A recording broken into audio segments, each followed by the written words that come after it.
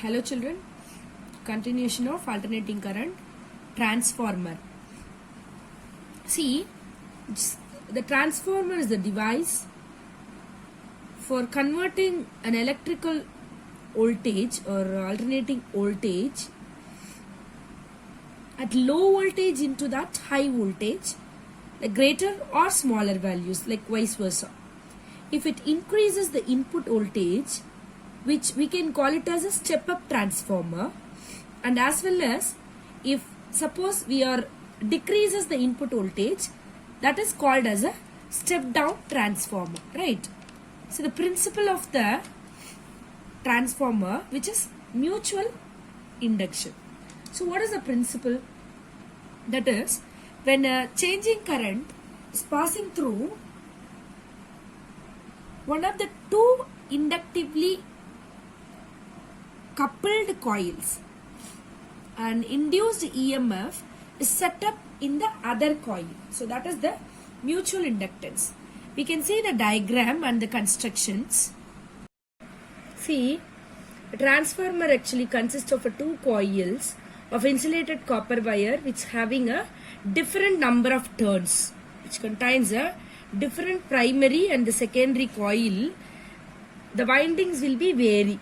So it is wounded on the same soft iron core. The coil P, to which the primary coil, to which electric energy is supplied to that coil, right? That is the primary coil, we can call it as. And with the energy which is drawn, or we can say that the output is obtained, we can get it from the secondary coil. See, to prevent the energy losses due to the eddy currents, a laminated core which is used. So this is a laminated one. Okay. So how it is working, we can say that as the alternating current which is flows through the primary coil, it generates an alternating magnetic flux which is in the core, and also it passes through the secondary. This changing flux set up an induced EMF in the secondary coil, as we said, the mutual inductance. So also the self-induced EMF is in the primary coil. If there is no leakage of magnetic flux, then the flux linked with the each turns of the primary will be equal to the linked with the secondary coil, right? We can see what is the induced EMF which is there in the primary coil and induced EMF which is there in the secondary coil, how it is getting transferred through the EMF. See, the induced EMF in the primary coil E1, which is equal to minus N1 d phi by dt, and the induced EMF coil which is there in the secondary coil is E2, which is equal to minus N2 d by dt of phi, or d phi by dt. Phi, we know that the magnetic flux linked with the coil of primary, or we can say secondary, at any instant. We can get the value of E2 by E1, which is equal to N2 by N1. See, as we said, E, which is equal to the EMF which is applied in the primary coil. We know that the Lenz's law and the self-inductance of E1 opposes the E in the primary coil. What will be the resultant? The resultant EMF E, the resultant which is equal to E minus E1. So this EMF which sends the current I1, this E minus E1 which sends the current I1 through the primary coil,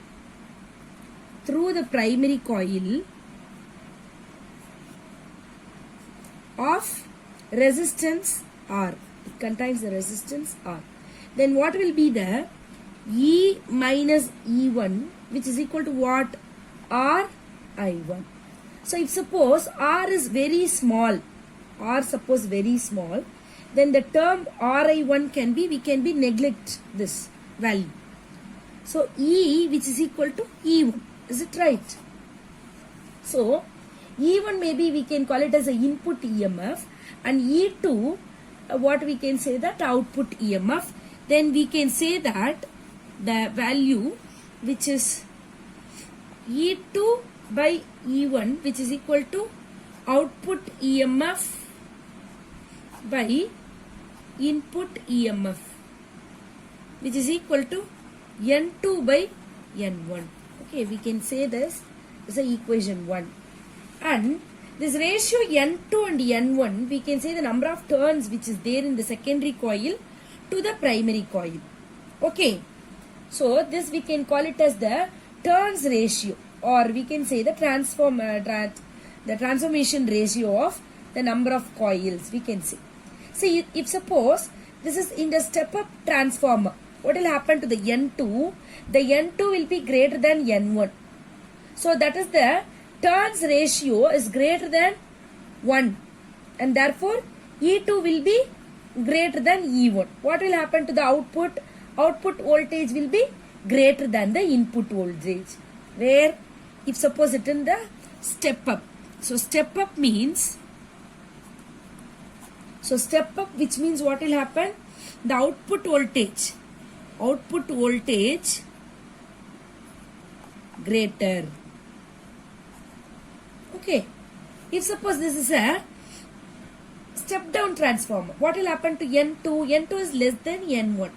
Then the turn ratio is less than 1. Then what will happen? E2, which is less than E1.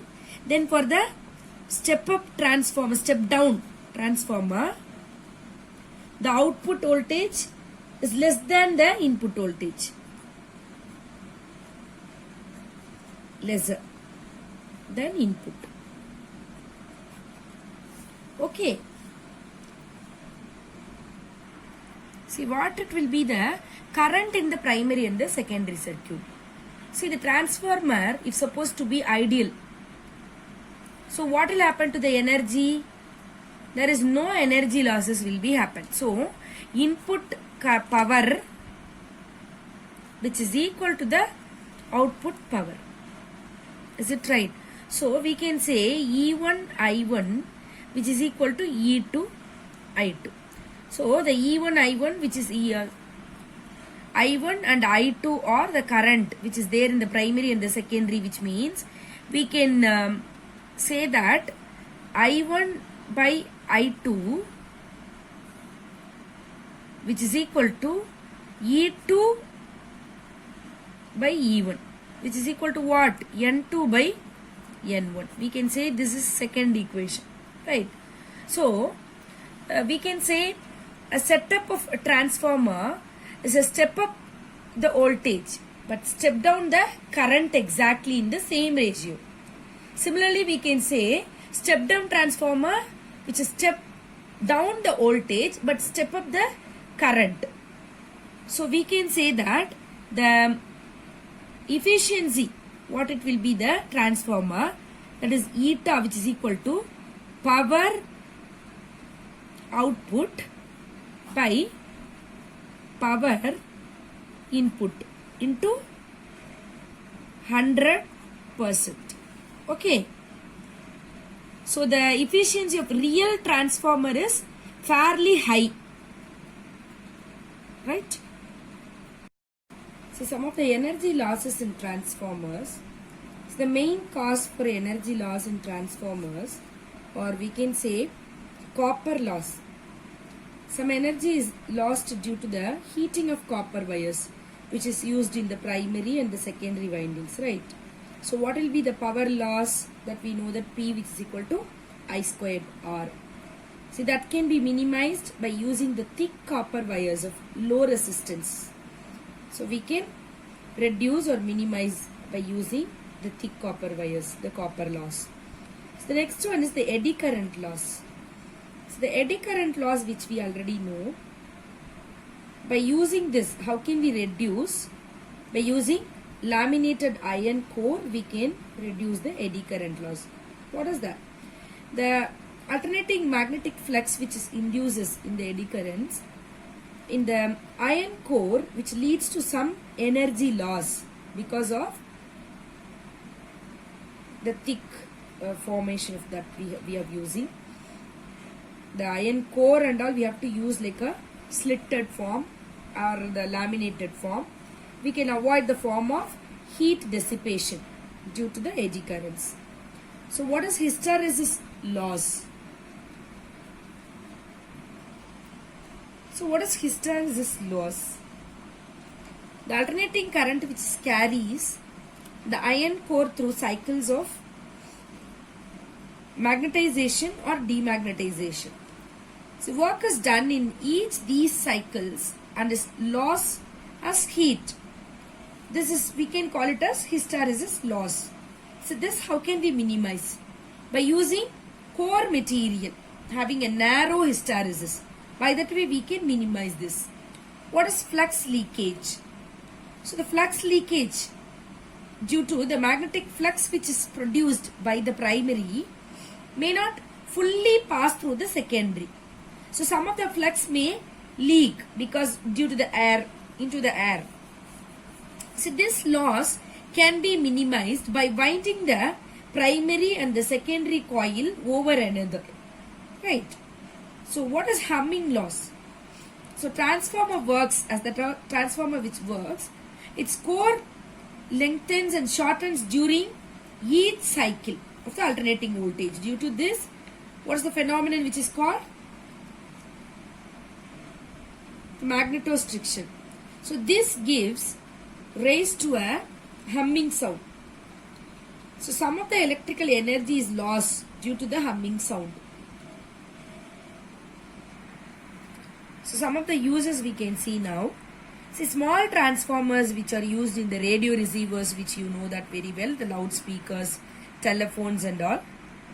And voltage regulators, where we and all we are using the voltage regulators, TV, refrigerators, air conditioners, computers and all we are using the voltage regulators. Stabilized power supplies we are using. And a step down transformer which is used to obtain the large current, the electrical winding. In melting metals we are using the step down transformer there. And step up transformer which we are using to produce the production of X-rays. And also the transmission of electrical energy from the generating stations for our purpose. Okay.